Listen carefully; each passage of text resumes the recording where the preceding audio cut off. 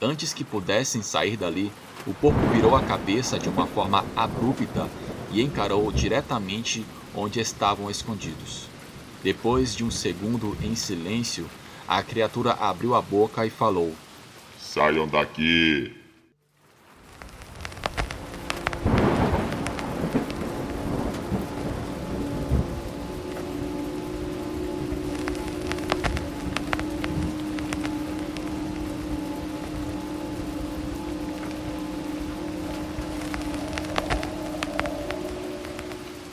Boa noite a todos, o meu nome é Valquíria, eu tenho 52 anos e sou nascida e criada no interior de Goiás.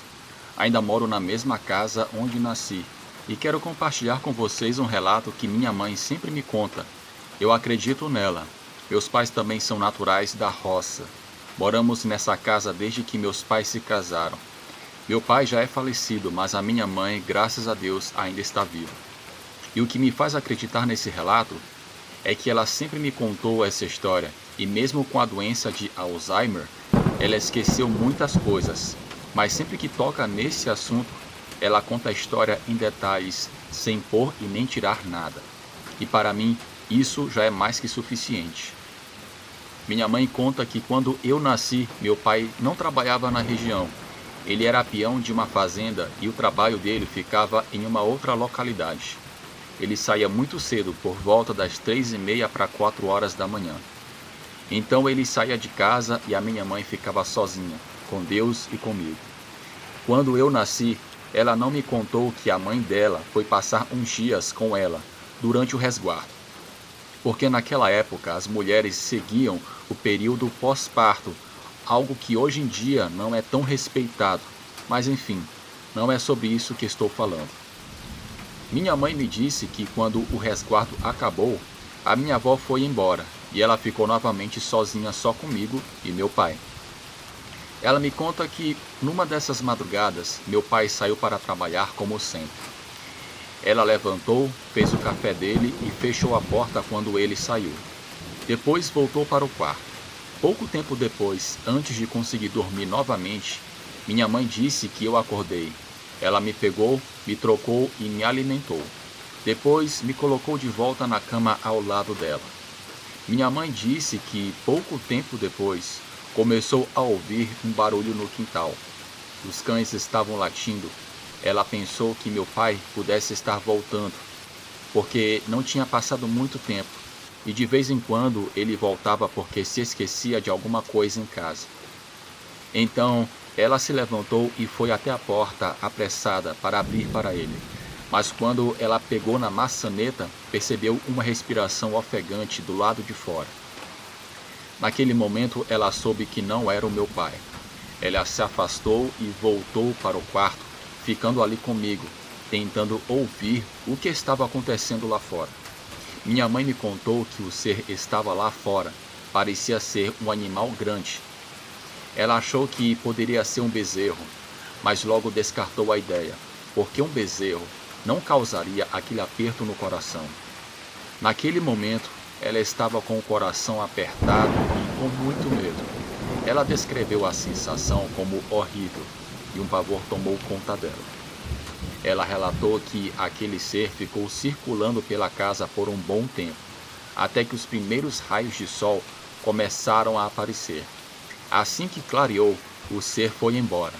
Ela ficou aliviada, mas não conseguiu mais dormir. Quando foi alimentar as galinhas no quintal, ela percebeu marcas no chão, marcas de patas que ela não reconheceu. Ela disse que era um animal grande, mas as patas não eram como as de um cavalo, boi ou porco. Ela explicou que era uma pegada peculiar, algo que ela nunca tinha visto antes. Naquele dia, ela ficou muito tensa e preferiu ficar dentro de casa, até meu pai chegar. Quando ela chegou, ela contou tudo o que havia acontecido. Meu pai escutou tudo em silêncio, sem dizer uma palavra. Então, ele foi até o sótão da casa, pegou uma espingarda, fez a munição e deixou com a minha mãe. Ele disse: Catarina, se esse animal voltar e tentar fazer algo que coloque sua segurança e a da nossa filha em risco, não pense duas vezes, atire. Você precisa proteger nossa casa. Minha mãe sempre soube atirar, porque lá em casa todos tinham essa habilidade. Meu avô dizia que cada um devia ser responsável pela sua própria segurança e até pela propriedade. Na casa dele, não tinha essa história de que mulher não podia fazer serviço de homem. Lá, tanto as mulheres faziam os trabalhos de homem, quanto se defendiam como um homem faria. E minha mãe sempre teve muito orgulho de dizer isso. Meu pai disse a ela que se o animal colocasse em risco a nossa segurança, era para ela atirar. Mas, e se ele apenas ficasse rondando ao redor da casa e não tentasse entrar, ela não deveria fazer nada.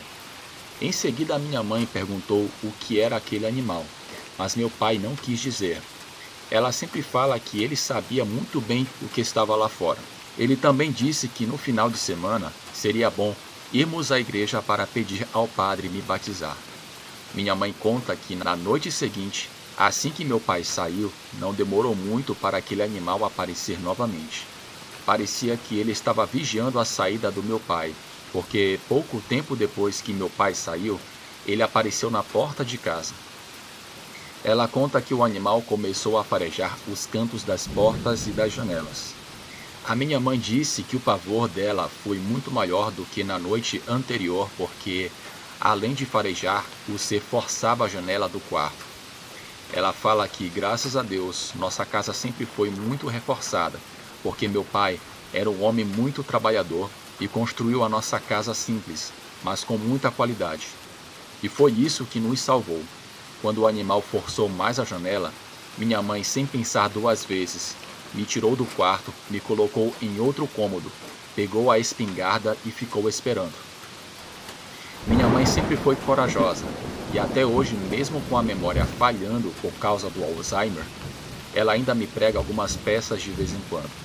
Ela ficou esperando, e quando o animal forçou a janela novamente, ela gritou de dentro, dizendo que estava armada e que iria atirar. E pelo que ela me conta, o animal parece ter ouvido e entendido. Assim que ela disse isso, ele foi embora imediatamente. Ela não conseguiu dormir mais. E passou o resto da madrugada esperando o dia amanhecer. Quando a luz do dia chegou, ela viu que as pegadas no chão eram as mesmas da noite anterior. Quando meu pai chegou, ela mostrou as marcas para ele, e ele analisou com cuidado. Então disse: Catarina, isso é um lobisomem. É um lobisomem e com certeza ele está tentando pegar nossa filha. Minha mãe fala com orgulho que naquele momento ela pôde entender a força e o poder da maternidade. Ela conta que, olhando nos olhos do meu pai, ela disse: ninguém, nem gente e nem bicho jamais vai tirar a vida da minha filha e tirá-la de mim. E se for preciso, eu defendo ela com a minha própria vida. Para ser sincero, eu acho isso lindo demais, quando ouço isso da minha mãe. Com certeza, ela é a minha heroína e eu não tenho dúvidas disso. Bem, voltando ao relato, meu pai não podia faltar ao trabalho naquela época. Então, ele decidiu que seria melhor ficarmos na casa dos meus avós até que eu fosse batizado. Minha mãe concordou e antes que anoitecesse, meu pai veio nos buscar e nos levou até a casa da minha avó. Chegando lá, ele contou tudo o que havia acontecido e meu avô concordou com ele, dizendo que realmente aquilo era um lobisomem. Como meu pai, meu avô também achou que seria melhor ficarmos por lá até eu ser batizado. Passaram-se 15 dias e eu fui batizado. Pensando que tudo estava resolvido, voltamos para nossa casa. Na primeira semana tudo estava bem, tudo parecia normal. Minha mãe acreditou que o que estava nos ameaçando realmente queria me pegar, mas como eu já estava batizada, não correríamos mais esse risco. Mas foi aí o nosso engano. Alguns dias depois, meu pai saiu para trabalhar e, como sempre, minha mãe se levantou, fez o café, despediu-se dele e fechou as portas. Então ela voltou para o quarto e foi ali que a fera se manifestou novamente. Minha mãe disse que o animal forçou a janela e dessa vez ele não estava apenas forçando, mas também gritava, fazia barulhos, como se estivesse com muita raiva de nós. Era como se ele estivesse dizendo que nós o enganamos, que ele estava ali, não nos encontrou e agora que estávamos em casa, ele me pegaria de qualquer jeito. Minha mãe confessou que teve muito medo, mas quando ela olhou para mim e olhou para aquela janela, ela disse que tirou forças de algum lugar que ela não soube explicar. Ela foi até a porta da sala, abriu um pouco a parte de cima e colocou a ponta da espingarda para fora, e em seguida deu um tiro. Ela disse que não acertou a fera, mas esse tiro parece ter chamado a atenção do meu pai. Ele estava a cavalo e voltou para casa. Quando ele chegou, entendeu que ainda estávamos em risco, que a besta estava por perto nos vigiando, e se ele não tomasse alguma atitude, algo pior poderia acontecer. Ele não foi trabalhar naquele dia. Foi até a casa dos meus avós. Demorou um tempo por lá e quando voltou, minha mãe disse que ele trouxe meus 2 tios. Meu pai estava planejando o seguinte: ele preparou uma armadilha para a fera. Como o animal queria tanto vir até nós e entrar na nossa casa, meu pai deixou que ele viesse, mas ele não queria que fosse eu ou a minha mãe que o encontrássemos. Nós ficamos em casa com os meus tios e, como de costume, de madrugada, meu pai pegou o cavalo e saiu. Minha mãe fez tudo como sempre. Levantou, preparou o café, se despediu dele, fechou a porta e voltou para o quarto. Porém, dessa vez, não estávamos sozinhas. Assim que meu pai saiu, ele cavalgou até uma certa distância em que sabia que não seria mais visto e ficou esperando. Não demorou muito para que aquele animal descesse o morro novamente. Ele voltou a farejar a janela do nosso quarto, mas no sótão já estavam meus 2 tios esperando por ele. Assim que a besta forçou a janela, meus 2 tios começaram a atirar. Quando meu pai, que estava por perto, ouviu o primeiro tiro, voltou rapidamente. Já chegando perto de casa, ele começou a atirar também. Ele não sabe se acertou o animal, mas ouviu um urro, algo como um grito de dor, e o ser saiu correndo. Meu pai e meus tios tentaram ir atrás, mas não conseguiram alcançá-lo, e não viram mais nada. Os dias se passaram e nada mais aconteceu. Graças aos céus, aquele ser nunca mais voltou, e ninguém nunca soube quem se transformava naquela besta. A única coisa que sabemos é que a minha mãe ainda conta essa história.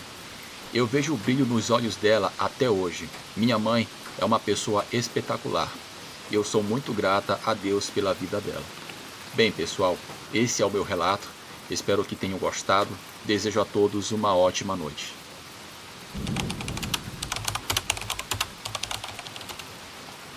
Olá a todos do canal Chuva e Pesadelos. O meu nome é Giovana. E essa história não é exatamente minha, mas foi contada pela minha avó, a dona Nielza, lá no interior de Açailândia, no Maranhão. Minha avó era uma contadora de causos de mão cheia. E essa história, em particular, sempre me deixou com os cabelos em pé. Era uma daquelas histórias que a gente ouve e fica pensando, será que é verdade? Mas pelo jeito que ela contava, com todos os detalhes e a seriedade no olhar, eu sempre acreditei. Aconteceu lá nos anos 70, em um bairro afastado na cidade. Naquela época havia uma mulher muito esquisita que morava por lá. Ninguém sabia ao certo de onde ela tinha vindo, mas todos desconfiavam dela. Ela vivia com um filho, um rapaz igualmente estranho, que sempre andava sujo e com uma caatinga forte que dava para sentir de longe. Eles criavam alguns animais como galinhas, cabras e um porco, que segundo a minha avó, era o mais estranho de todos. Esse porco era enorme, muito maior do que os outros, e tinha um jeito que deixava todo mundo com medo. Ele tinha olhos pequenos e penetrantes e um pelo negro e grosso que mais parecia uma capa de couro. Ele nunca grunhia com os outros porcos, apenas ficava observando quem passava por perto. Diziam que ele não comia como um porco normal. Nunca foi visto se alimentando de restos ou lavagem. Isso por si só já era o suficientemente estranho. Minha avó contou que, certa noite, ela estava voltando para casa quando passou em frente à casa daquela mulher. O lugar era escuro, iluminado apenas pela luz amarelada de um lampião fraco que pendia no alpendre. Foi então que ela percebeu o porco com as patas dianteiras apoiadas na cerca, olhando fixamente para ela. Eu senti um calafrio subindo pela minha espinha, Giovanna. O bicho não piscava. Ele ficava ali, imóvel, apenas me olhando, como se estivesse esperando alguma coisa passar. A avó contou que apertou o passo e foi embora, mas jura ter ouvido um som baixo, quase um resmungo humano, vindo de onde o porco estava. Mas o pior estava por vir. Certa vez, um grupo de meninos do bairro foi se banhar em um açude que ficava ali perto. Na volta, já de noite, resolveram cortar caminho por uma trilha que passava por trás da casa daquela mulher. Um deles, Luiz, contou anos depois que ouviu como se algo estivesse errado. Gente, vamos rápido. Tô com um pressentimento ruim, ele disse. Os outros meninos começaram a rir e continuaram caminhando, até que ouviram uma voz de um homem. Eles se esconderam atrás de umas moitas, achando que era o filho daquela velha, mas o que viram deixaram eles paralisados de medo. No quintal, sob a luz fraca da lua, estava o porco, mas ele estava de pé sobre as patas traseiras, andando que nem um ser humano. Ele ficava falando algumas palavras que eles não entendiam, como se ele estivesse fazendo algum tipo de reza. Seus olhos brilhavam de um jeito não natural. Isso é coisa do demônio, cochichou um dos meninos. Antes que pudessem sair dali, o porco virou a cabeça de uma forma abrupta e encarou diretamente onde estavam escondidos. Depois de um segundo em silêncio, a criatura abriu a boca e falou: Saiam daqui! A voz era rouca, profunda, um som gutural que fez os meninos sentirem muito medo. Sem pensar duas vezes, correram mais rápido que puderam, sentindo o barulho de passos pesados vindo atrás deles. Quando chegaram em casa, trancaram portas e janelas e contaram para os seus pais. Uns acreditaram, outros não. Mas depois daquela noite, nenhum deles jamais ousou passar perto da casa deles outra vez. Minha avó, que sempre foi medrosa, também teve a sua própria experiência sinistra. Ela estava na sala ouvindo rádio quando ouviu um barulho lá fora, um barulho estranho. Como passos na rua de terra. Com o coração acelerado, ela levantou-se devagar e espiou pela janela. E lá estava ele. O porco caminhava em duas patas pela rua deserta. Seus olhos estavam brilhando como brasas vivas. Minha Nossa Senhora, ela sussurrou tampando a boca com a mão. Ela correu para trancar todas as portas e janelas e se encolheu num canto da sala rezando. Depois disso, evitou ao máximo sair de casa à noite. Mas as coisas tomaram um rumo inesperado quando, poucos dias depois, a mulher e o filho simplesmente desapareceram do bairro. Ninguém soube dizer para onde foram. A casa ficou abandonada, mas nunca tiveram coragem de entrar lá. O porco nunca mais foi visto, nem morto e nem vivo. Alguns diziam que ele nunca foi um animal comum. Outros acreditavam que era um castigo de alguma maldição antiga. Minha avó, por outro lado, nunca tentou explicar. Aquela família mexia com bruxaria e aquele porco, eles acham que pode ser o porco da quaresma ou até mesmo a lenda do porco doido. Mas isso é o que eu penso, não tenho certeza. Bem, Bruno, obrigado por ouvirem o meu relato. Boa noite.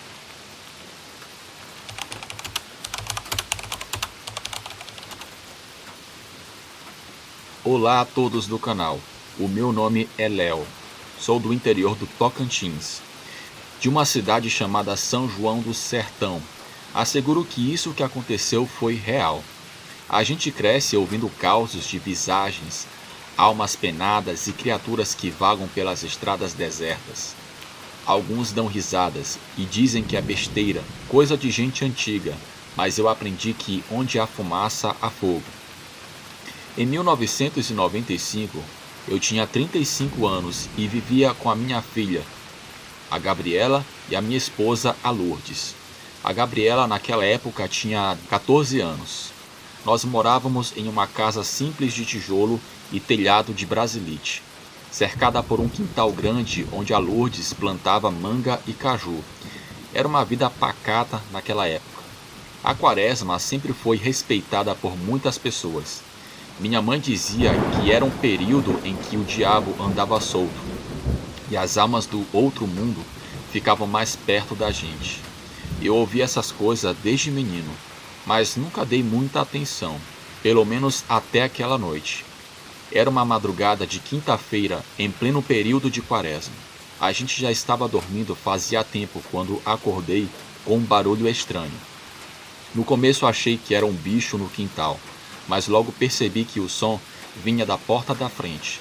Parecia um animal arranhando, como se tivesse unhas compridas que raspavam a madeira devagar. Lourdes resmungou com sono, virando para o lado. Eu me levantei, ainda meio sonolento, e fui até a porta tentando não fazer barulho. Encostei o ouvido e segurei a respiração. O arranhado continuava, mas agora vinha acompanhado de um rosnado baixo, gutural, como se um bicho estivesse engasgado.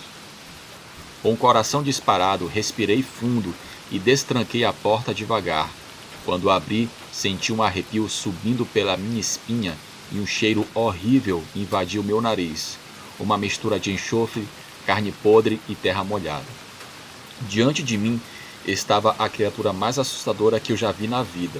Era o chamado cão da quaresma. Ele estava lá a uns 20 metros de mim. Um bicho enorme do tamanho de um cavalo, mais magro, com a pele colada nos ossos. Sua pelagem era preta e era mais escura que a própria noite, e os olhos eram como brasas. A boca era cheia de dentes e sua língua longa e grossa pingava uma saliva escura que queimava o chão onde caía. O bicho me encarava fixamente como se estivesse me estudando. Eu não podia acreditar no que eu estava vendo. Um medo terrível tomou conta de mim, e tudo o que eu conseguia fazer era olhar para aquela criatura sem acreditar. Foi quando eu ouvi um sussurro atrás de mim. Léo, o que foi? Era a voz da Lourdes, ainda sonolenta. Sem coragem de responder, apenas bati a porta com força e virei para ela, tentando controlar a situação. Nada, Lourdes. Deve ser o vento. Ela franziu a testa desconfiada. Tem certeza? Parece que ouvi algum bicho lá fora. Não, foi só um cachorro vadio. Volta a dormir, eu disse para ela. Ela me olhou por um instante, mas acabou voltando para a cama. Eu fiquei ali parado tentando entender o que acabara de ver. O cheiro ainda impregnava o ar. Encostei a orelha na porta e fiquei ouvindo, mas dessa vez não havia nada. No dia seguinte, logo cedo, eu fui lá fora para ver se eu encontrava alguma pista. No chão, onde a baba tinha pingado, a terra estava queimada como se tivesse sido atingida por brasa viva. Foi quando ouvi um alvoroço na vila. Corri até a casa da dona Silvana, a nossa vizinha. Chegando lá, vi um grupo de gente reunida na frente da casa dela. O olhar triste das pessoas já dizia tudo. O que aconteceu? Eu perguntei a um dos vizinhos. A dona Silvana se foi essa noite. Dormiu e não acordou mais. Um calafrio percorreu meu corpo. Eu conhecia a lenda. Minha mãe sempre dizia, quando o cão da quaresma aparece, é porque veio buscar uma alma. Me afastei devagar, sentindo um peso no peito. Aquela criatura não estava ali por acaso. Talvez tivesse vindo me avisar. Ou talvez tivesse vindo buscar. Eu nunca saberei. Voltei para casa e olhei para Lourdes e Gabriela, que brincavam no quintal, alheia a tudo aquilo. Eu nunca contei a elas o que vi na noite. Algumas coisas é melhor a gente deixar quietos. Hoje, sempre que chega a quaresma, fico atento aos sons da noite. Se ouço algo estranho, me benzo e rezo, porque sei que no interior tem muito dessas coisas por aqui. Esse é o meu breve relato. Tenham todos uma ótima noite.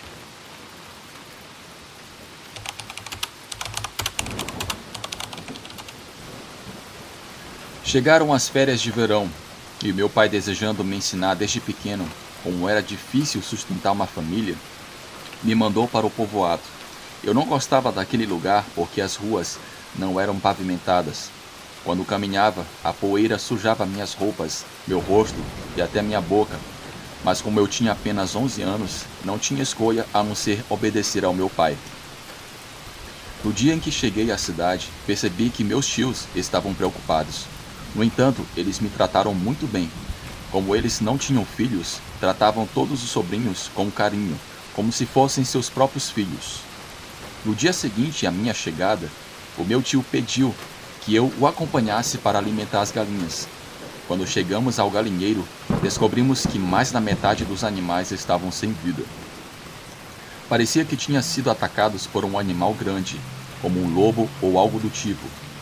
Meu tio se abaixou para pegar uma galinha que ainda se movia, apesar dos ferimentos. Ele me pediu para chamar minha tia para ajudá-lo a limpar o local, e disse para eu trancar-me em casa e não sair de jeito nenhum. O que ele me pediu parecia estranho, mas não quis perguntar por que ele dizia isso, já que o vi muito exaltado. Voltei com a minha tia e durante o caminho, entre alguns pastos, eu vi um porco. Era um porco que parecia diferente de qualquer outro animal que eu já tinha visto. Este estava muito gordo e excessivamente rosado. O que me surpreendeu foi que senti como se ele estivesse me encarando enquanto eu caminhava. Para ter certeza se estava me vendo ou se era apenas a minha imaginação, virei minha cabeça e sim, lá estava o porco, com o olhar fixo em mim. Não soube como interpretar isso. Simplesmente me apareceu com um comportamento fora do comum para um animal. Por isso achei estranho ele estar me olhando fixamente. Esqueci o assunto e fui para casa com minha tia. Quando eu contei o que aconteceu, ela colocou as mãos sobre a boca e, com uma expressão de horror, disse que precisava voltar ao galinheiro. No momento em que ela saiu, eu fiquei em casa, conforme meu tio havia ordenado. Deitei-me na cama e liguei a televisão. Na cidade, só pegava um canal, eram notícias, mas era melhor do que não ver nada. Claro que não demorou muito para eu começar a ficar entediado e pensar no que eu poderia fazer para me entreter um pouco. Como o galinheiro não estava muito longe de casa, calculei que se saísse para brincar com minha bola, poderia ver de longe quando meus tios estivessem voltando, e isso me daria tempo para entrar em casa sem que eles percebessem que eu tinha saído. Peguei minha bola e saí para bater na parede. Em uma dessas vezes fiquei muito nervoso, a bola quicou tanto que escapou das minhas mãos e rolou colina abaixo. Como não havia mais brinquedos com os quais brincar naquela casa, corri através dela para não perdê-la. A colina estava tão íngreme, escorreguei e caí rolando pelo resto dela. Quando me levantei, notei que um dos meus joelhos estava sangrando e que minha calça estava rasgada. Manquejando, subi a colina, mas com muita dificuldade. Depois de dar alguns passos, lembrei da minha bola e desci novamente para buscá-la. Mas por mais que eu procurasse, a bola não estava em lugar nenhum.